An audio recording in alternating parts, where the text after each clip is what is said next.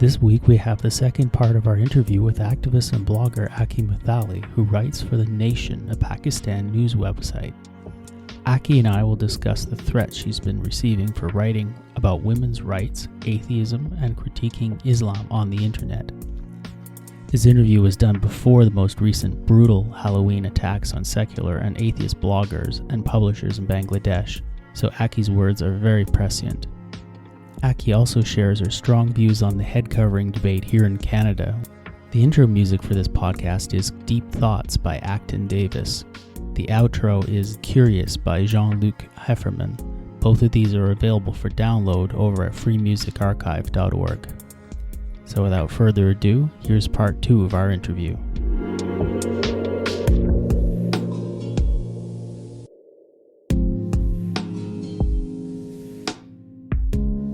That's pretty brutal, getting the death threats. I've never gotten those yet. You'll get there eventually. Oh, wow, I can aspire to that. Actually, in Bangladesh, which is really like in a bad state right now, in Bangladesh just recently, I think back in September, a blogger was arrested for having, quote, criticized Islam, I think, on his blog. The amount, I mean, I couldn't even imagine living in a place like Bangladesh, but even in Canada, I mean, it's very intense. I mean, you just don't know, like, with all the crazies out there, who's gonna if anyone's gonna really finally freak out, and to have someone dox you as well online is to reveal your location, that's awful. I mean, that's really terrible, and it really makes me wonder. Maybe we should send this information off to Reza Aslan or something. But I guess all these people who are doing these things, they're not really Muslim, or they're not truly religious, right? Yeah, Reza Aslan, he would just immediately shut it down by claiming that, these are not real Muslims. And on top of that, hey, look, you unapologetically criticize Islam, so therefore it's kind of your fault. It's like You that hurt thing their that he did with. feelings. Yes, it's the same exact thing Islam apologists did with Charlie Hebdo, which is to blame the victims, because apparently we are wearing our free speech skirt a little too high up, and Islamists, they're just compelled to come after us. And one thing I need to clear is that the doxers, they actually never revealed my address, but they Okay. revealed my name.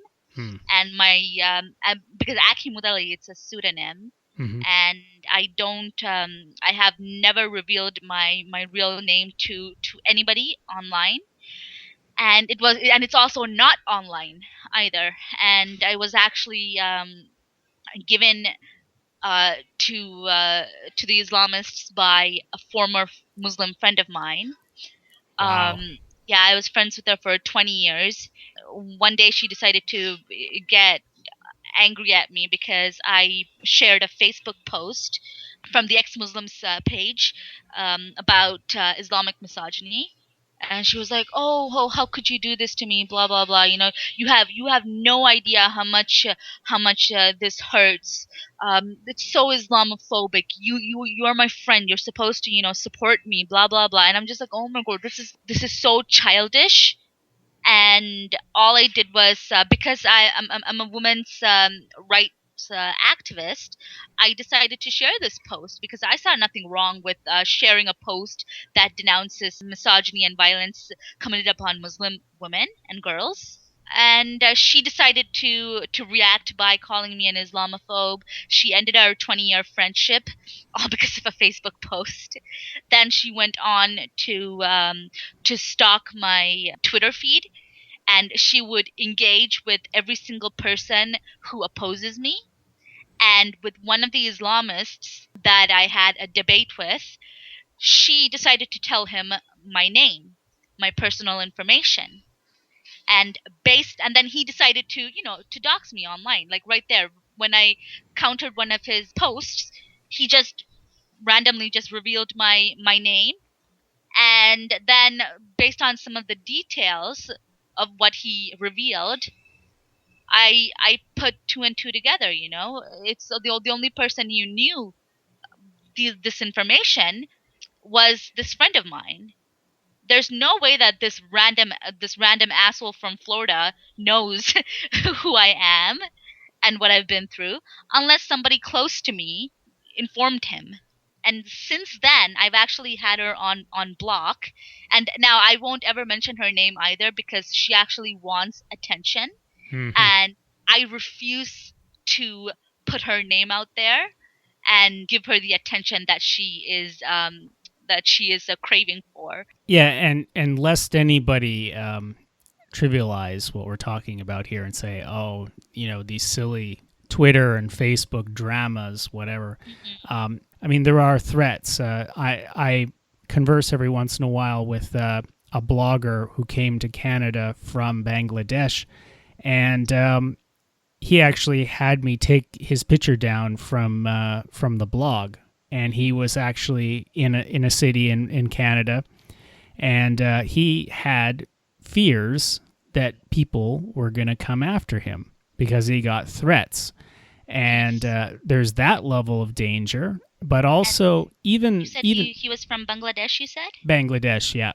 Yes, and that's his concern is actually very valid because numerous Bangladeshi bloggers have been hacked to death because of their criticism of Islam. And there was also recently a global hit list was also publicized.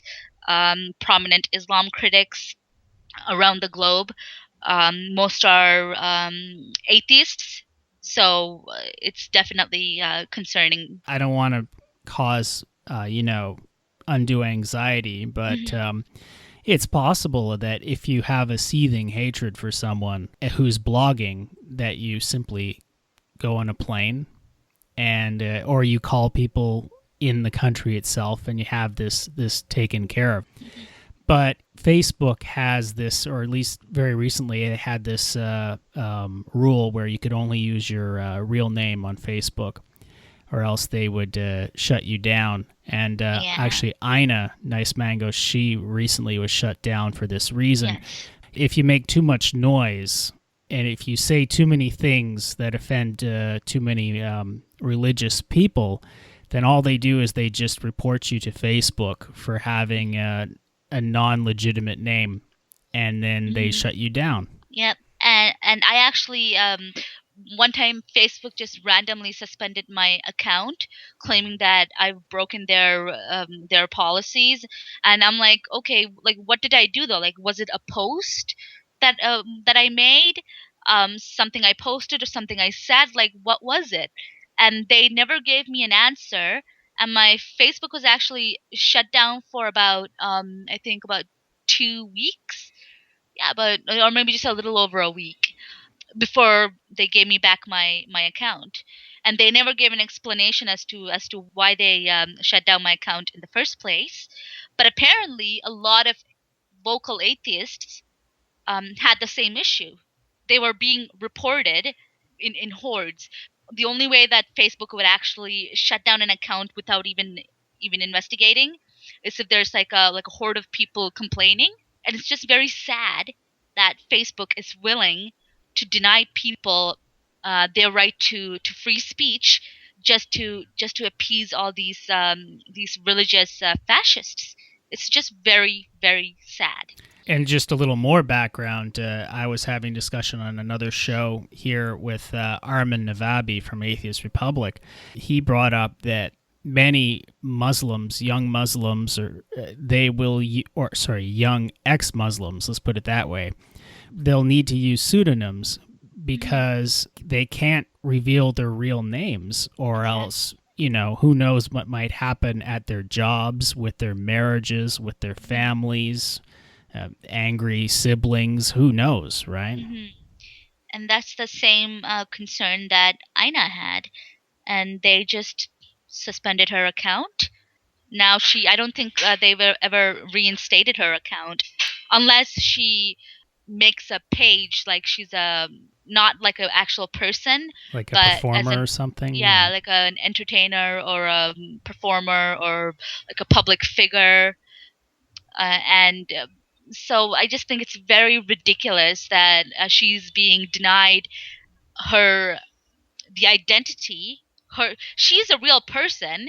The only thing that and she has a pseudonym because, as you said, there are real threats that ex-Muslims, especially ex-Muslims, face. The fact is, Facebook is not willing to be concerned with their safety because they are not in touch with reality. Again, they are another group of people like Reza Aslan. They refuse to acknowledge reality, and they want to endanger ex-Muslims by forcing them to give up their real identities. Then, as a result, they shut them up. They shut them up. They literally shut them up by shutting down their accounts. Lest we trivialize Facebook, I mean, if you look at, the Arab Spring, it's social media. It's like fear number one for Orthodox religion, whether it be Orthodox Judaism, Orthodox Russian Orthodox Muslim in the Middle East. The highest censorship demand is actually coming from Turkey. They are like leading the way. They have an exponentially higher rate of internet censorship than the rest of the world combined. Turkey, that was a secular democracy at one point, now it's being overrun by Islamists because of the tolerance and the demand for Islamism. Islamism is the main issue because it's basically Islamic imperialism, and it's gaining momentum in Turkey once again. And there goes secularism. As a parallel, in India, you have similar things going on with fundamentalist Hindus. So recently, it seems like everything that could possibly ever offend anyone, religiously speaking, is being banned left, right, and center in India. I think that at one point they even banned pornography, or at least in websites, but that got reversed pretty quick. But I mean, less. I guess The irony. it could be a revolt. But anyway, but the thing is that the internet, it's really leading the way. So before anyone says, "Oh well, these poor kids, they can't use their Facebook or their Twitter," well, Facebook sites like Facebook and Twitter are actually fostering conversation, and they are exposing people to ideas that are outside of the narrow set of dogma being, prescribed to them by the religious authorities. And it's actually disturbing that people's voices are being it's being muted by religious fascists and within the Eastern world. Then, meanwhile, the people in the West, who are very much sheltered, they don't understand the problem of Islamism or even Hindu extremism that's also gaining ground now. They just kind of say, oh, it's just cultural pluralism, and I cannot just sit there and even bother to rationalize such a definition. You know, religion, when people are being silenced and also being denied any tool to demand justice, it's not cultural pluralism. You don't silence someone, you do not take away their human rights and then call that cultural pluralism. It's incredibly bigoted, and people have to at some point say, just no, just enough is enough. And there isn't enough times I can say enough is enough either, because that's how much of a catastrophe it is. It's a global um, meltdown, because there's far too many people who would go after the voices who expose reality than those that abuse and hurt these individuals.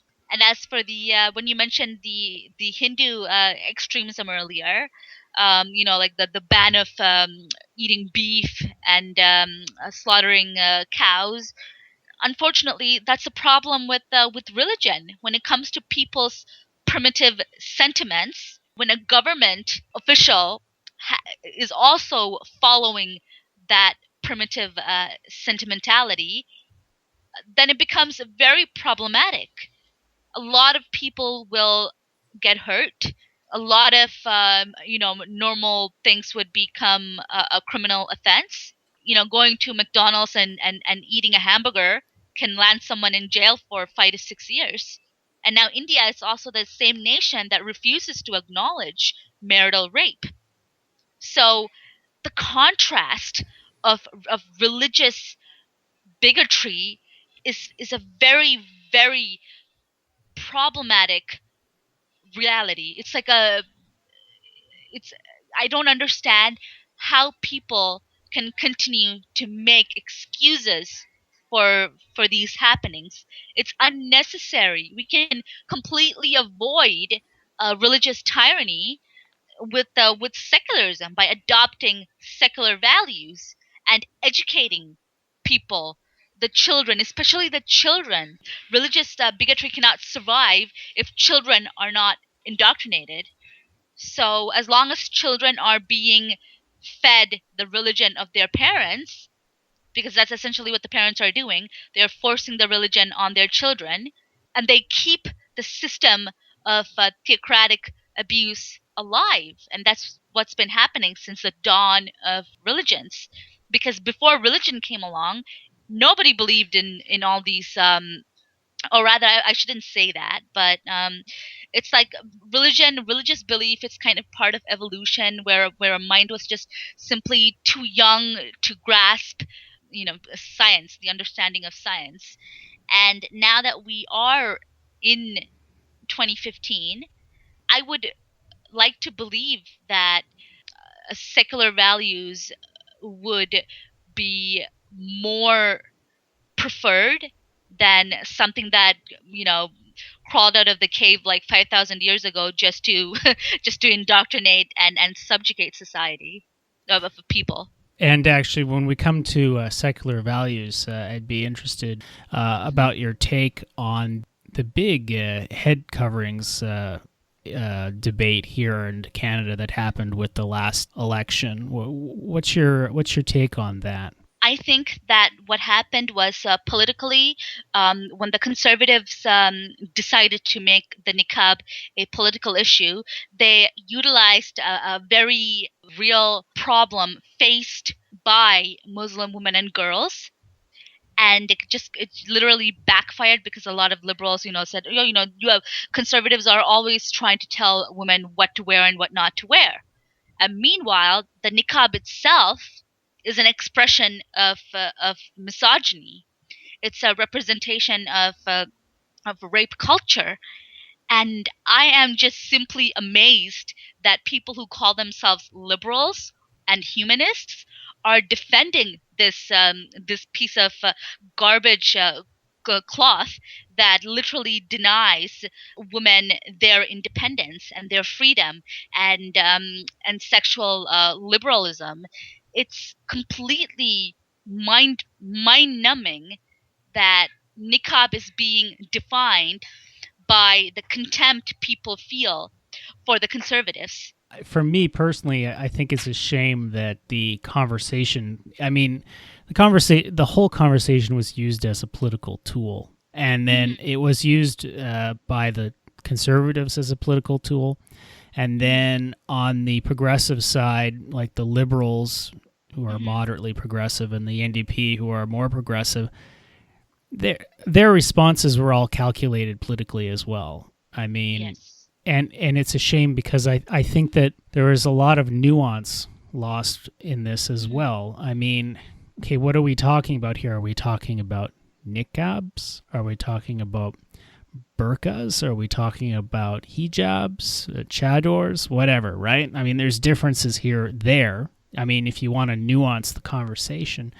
For me personally, when it comes to, let's say, a swearing-in ceremony, whatever rules you make need to be equally applicable to anyone. Yes. If I want to go and be sworn, let's say I'm a dedicated, I'm a dedicated Indonesian Jedi, or I want to go in and be sworn in or take my oath as a stormtrooper.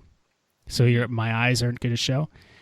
The very same rules need to be applicable. If a government is going to be secular, truly secular, then they're not going to take the religion of the person into account at all. They're going to be like, oh, okay, we've got a bunch of citizens who want to go and take their oath with these garments on their heads. Okay, well, how do we do this? How much will it cost, right? And you don't write anything about the religion in the law. That's my take, at least. Of course, that would never That's happen. what secularism is. That's exactly what secularism is. You have to enforce the law equally. If I cannot come in with a mask, if I cannot wear a one of my favorite superhero costumes when I'm taking the oath, then there's no reason for someone to let a niqabi show up in her face mask in the name of her religion, because then it becomes a special accommodation. It's actually not even an accommodation, it's like a privilege. It becomes a Muslim privilege where Muslims have a different set of rules and then everybody else have to follow the exact same rules, or else you get you're denied your day in court or your citizenship or whatever. And it's the way I would actually the angle that I would approach the niqab is in context to what it actually expresses.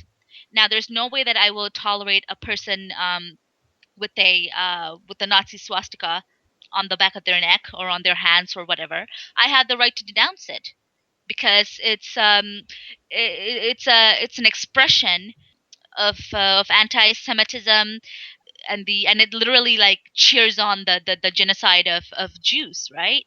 And meanwhile, the niqab, it's an expression of gender apartheid, misogyny and sexism, rape culture, and everything that has been haunting the female population since the Dark Ages.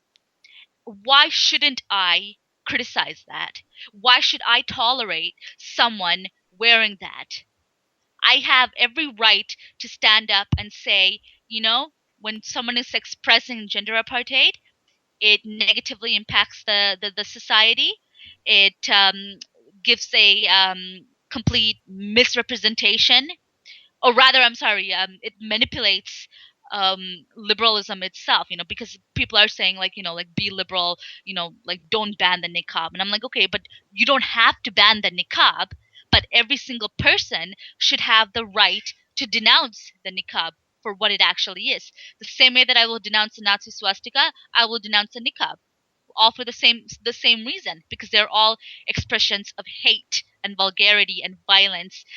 People need to really understand that. If they are truly progressive, they need to understand the history behind the niqab and the burqa and the hijab and the chador, whatever. They have to understand what these garments represent in context to women's rights. I think that perhaps we have different approaches, you and me, but that's okay.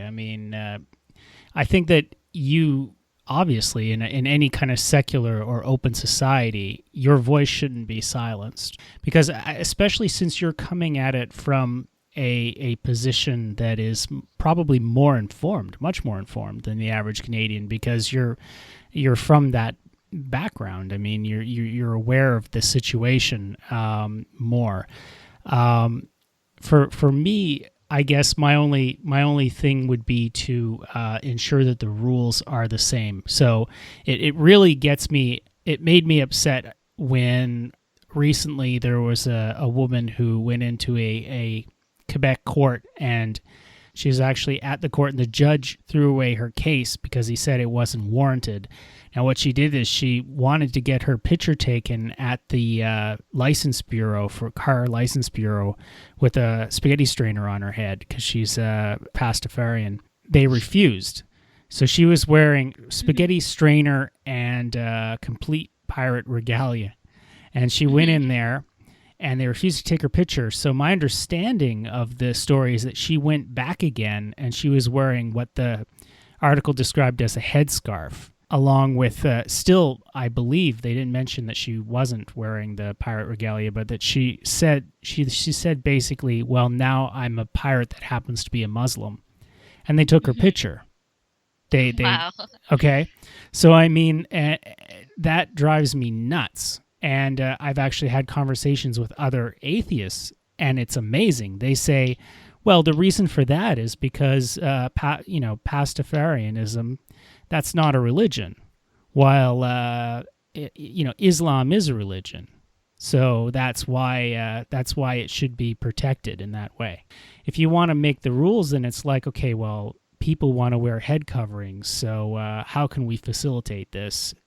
For everybody who wants to wear head coverings, it should be neutral. Yep, and that's equality. That's equality.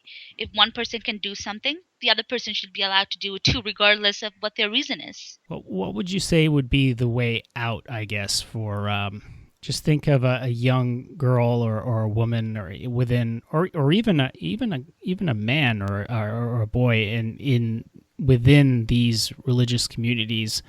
How would you say would be the most effective way to, I guess, get them to start thinking outside of the box? The best way is education, and the best way that the education itself will succeed is if these children who have already been indoctrinated by religious beliefs are exposed to secularism, secular values, and also people should be allowed to really focus on the scriptures of their religion, because these religions that have that are being protected, they are literally dictating violence and hate.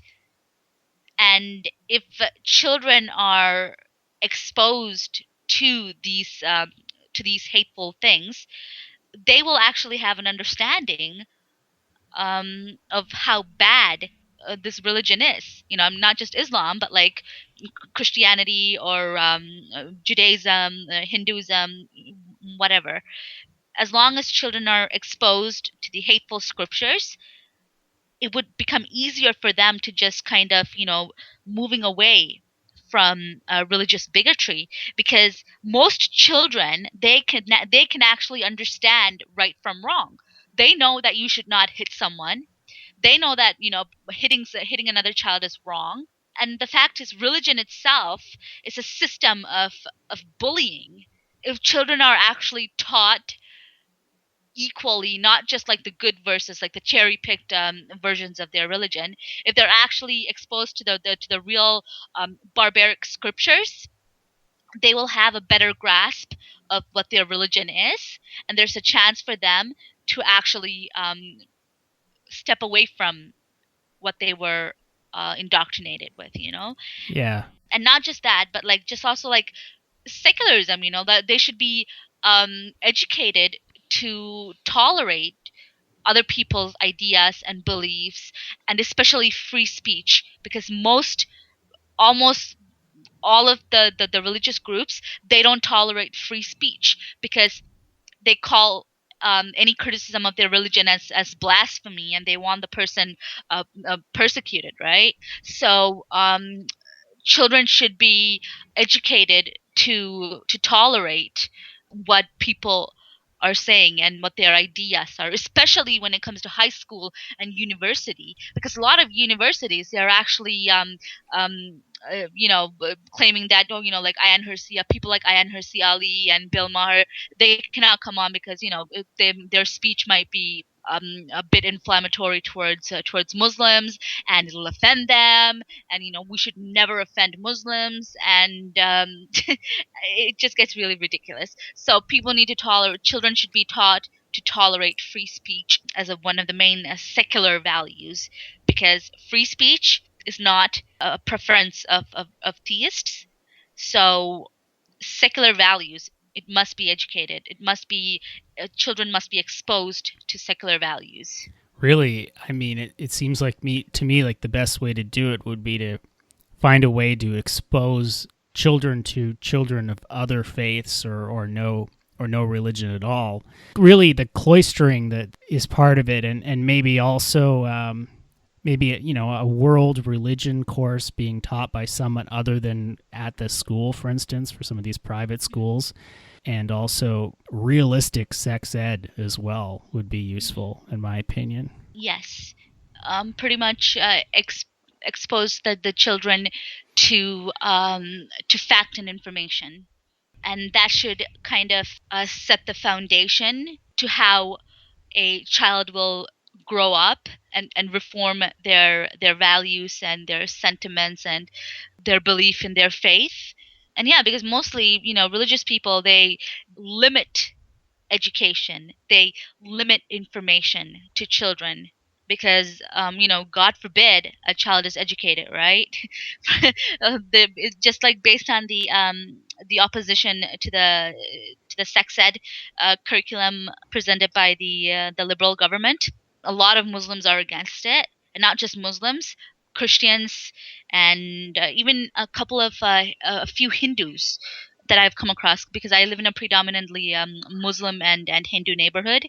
So a lot of people, they've come knocking on my door saying that, oh, like, could you sign this petition, to tell the liberal government that no to this new sex ed curriculum because it's going to teach our children how to play with themselves and use vegetables to penetrate them. It's ridiculous. I don't even know where they got half these information from.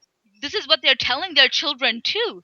They're not just indoctrinating their children, they are filling their heads with lies and bigotry. And it's kind of difficult to combat such abuse when society has no say in how a parent raises their child, which is a reason why through educational institutions we have to give them as much information. We need to arm these children with information, um, which the parents are denying them. It's actually in the United Nations, I think, Declaration of Human Rights that every person, every child is entitled to a decent education. That education should include facts, science, things that are real. I'm all for, well, I mean, I have problems with it. If people want to teach their kids their mythology based religions, okay, but that sort of thing, in my opinion, should be done alongside a healthy education with actual scientifically based facts and let the kids decide. Otherwise, I think you're, as a human being, you're really doing a pretty grave disservice to the child. It would be like any kind of cult. Some Orthodox Jewish communities right here near Montreal, children are basically reciting the Torah. That's it. I mean, they might learn maybe a bit of very basic arithmetic, but they can hardly read or write English, some of them. You know how people have all these community centers for troubled children, right? They tell there's social workers and there's lots of professional help for children within a community who are troubled and they can go to and get information. They should kind of set up a similar approach to religious extremism. What they should do is they should have a center where, um, or even they could even use this with existing community centers. They simply have to let the public know that that this community center is giving help to people who are being religiously abused. Because as long as children and even adults feel that there is no help coming or there's no help being provided for them, they cannot escape the religious bigotry that they are being forced to live with. So as long as someone stands up and says, "Hey, look, we give professional help to um, to help you get your independence," then there will be a lot of people that will step up. At the present time, there isn't any. anybody who is offering help for children who are being abused on that level, on the religious level. They say it's kind of like vague, right? There's a community center, and they have like a private conversation with a counselor, and they move on. But there isn't there is no one is standing up and saying, hey, look, if you've been abused by religious people, nobody is really going to be like, they're not going to put themselves in a vulnerable place where they are going to stand up and talk back to their abusers. Because, as I said earlier, there's nobody is offering help for these young people. Indeed. So, Aki, I think that's all the time we have for today. But before we go, would you let us know where we can learn more about your writing and where we can maybe read more about you? So I am very active on Twitter. My handle is AKIMUTHALI. I write for The Nation. It's the one based in Pakistan and not in the States. And I do have a Facebook, except I currently deactivated it because it was stressing me out. Too many paragraphs to read through, and too many people get upset when I don't respond back to them quick enough. So currently it's deactivated, but if I ever do activate my Facebook again, I'll publicize it on Twitter, and you guys can send me a friend request, and we can go from there.